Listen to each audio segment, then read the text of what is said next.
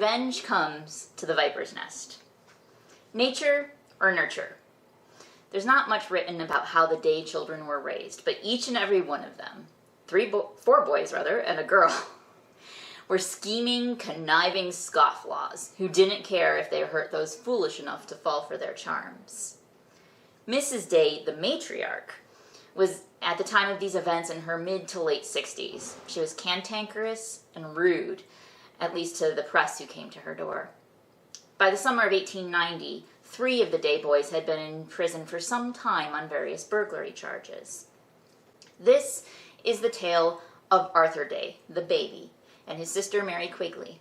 It's also the tale of Arthur's first wife, Desariah, known by many as Desire. Arthur was 36 in 1890. He was a petty criminal who worked as a porter at a Rochester hotel and whose job was to carry about the samples and wares of traveling salesmen and others come to pitch businesses and families in the booming city. He was fairly good looking and always nattily dressed. But the story doesn't start in 1890. 6 years earlier, Arthur married Desariah E. Chatterton. Born in Saratoga Springs, she was the only daughter of Daniel Chatterton. She moved to Rochester as an adult and worked as a lady's maid. She was trim and petite, with dark, lustrous eyes and a wealth of brown hair. Arthur and Desire had 2 daughters. Genevieve was 7 in 1890. Ethel was 2 when she passed away in May of that year. There's no indication that Ethel's passing had any impact on the events later that summer, but it could have been a stressor. The marriage was not happy. Arthur and Desire fought and broke up many times. Both were known to the police. Desariah had Arthur arrested on several occasions for non-support. The last was in July of 1890. He was released on a promise to be better. The very next day, July 12th, Arthur Day, posing as Arthur Hoyt, married Lizzie Breen in Canandaigua. Lizzie was respectable and attractive, and she came to the area from Ontario, Canada. Shortly after the wedding, someone gave Lizzie some information about her new husband, including his real name, his primary address, and information about his other wife and children. Lizzie was stunned. She spent a few weeks getting some more information. Little did she know that Arthur and Mary had their own plans in motion.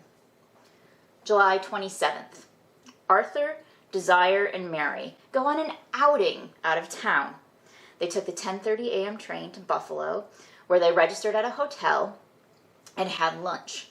During the meal, Arthur stepped out and bought only two, return tickets for the next morning. After lunch, the 3 took a stroll in the International Park on the American side, rode the streetcar to the pedestrian bridge, and crossed to the Clifton House on the Canadian side. In the morning, only Arthur and Mary took the train back to Rochester. In body, at least. Something of Desire followed them. July 30th. Mary visited her brother at the apartment he had shared with Desire. Genevieve asked Arthur during this visit, "Is Mama here?"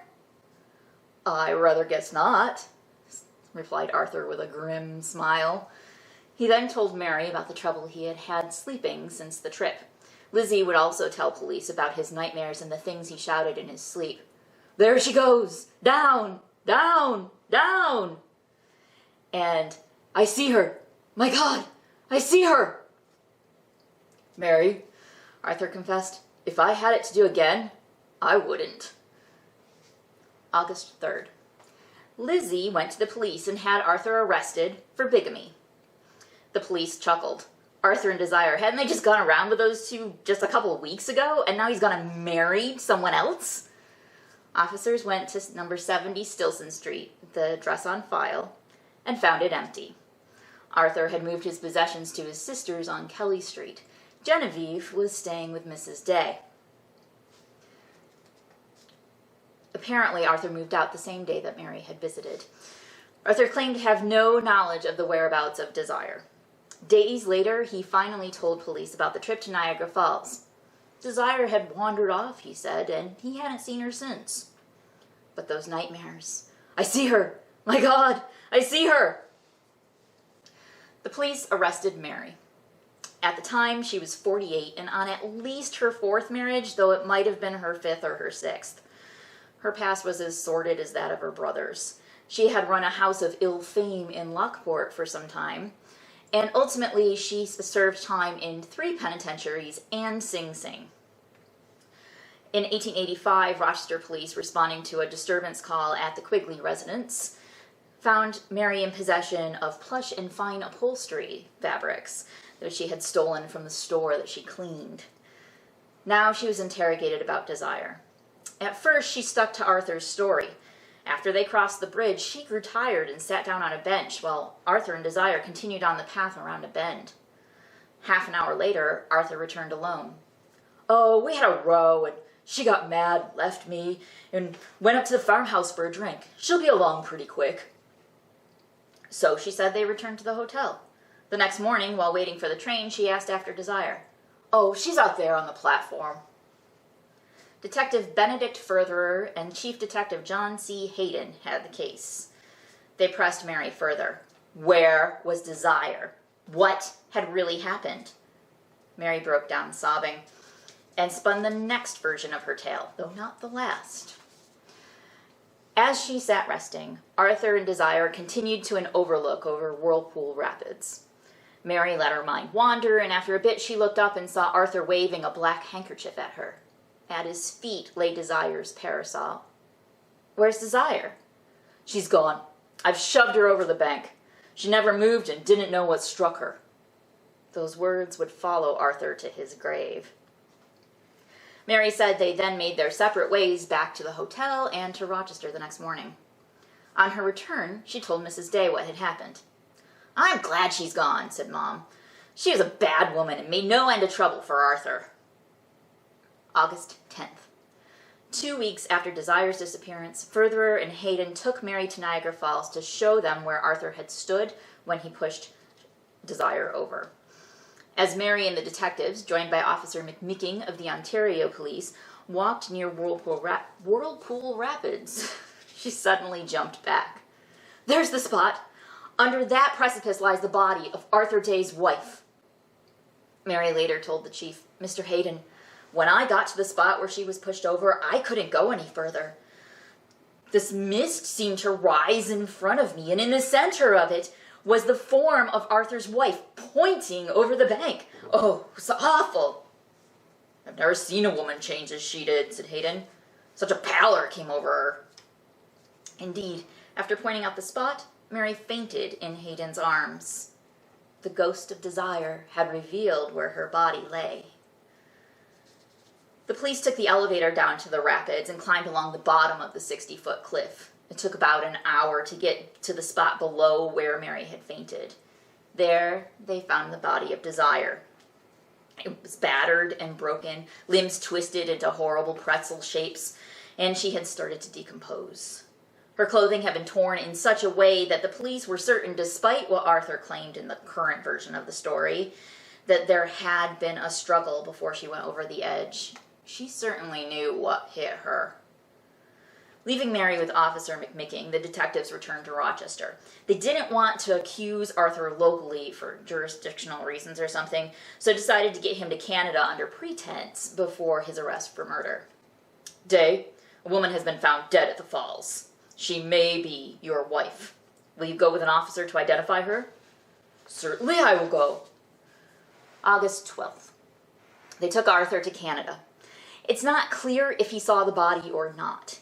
He was shown her clothing and denied that it was Desire's. All the same, he was arrested in Welland, Ontario for the murder. Arthur stuck to his story and was defiant throughout the process. Even after he was confronted with his sister's testimony at his arraignment, he kept his air of bravado. At trial, he wore a chrysanthemum in his buttonhole. Jury selection took all of 5 minutes, and the trial soon began. The key witness was Mary. who told the version of the tale that included, "She never moved and she didn't know what had struck her." The defense tried to discredit Mary with the details of her criminal past. After closing statements, the jury deliberated 2.5 hours and found Arthur guilty. He was sentenced to hang in December. Awaiting the date of his execution, Arthur found peace and religion. He was described as bright and confident. The night before, he wrote several letters, including one to Mary. December 18th. That morning, he had coffee, toast, broiled chicken, and oysters. He approached the scaffold with a swagger. So Arthur Day was hung in Canada. A substitute executioner performed the act, and Arthur's neck did not snap. He strangled to death. The shoes, necktie, and handkerchief that he wore that day, along with a piece of the rope, were given to Chief Hayden, who brought them back for his collection of curiosities gallery that he had at HQ. It seems that after the trial, Desire left Arthur alone. In his letter to his sister, Arthur wrote, "I hope you can't sleep a wink, night or day, until you tell the truth. You know that you swore my life away to save your own neck." His other letters claimed that Mary plotted it all, that she fed Desire booze at lunch and perhaps even poison.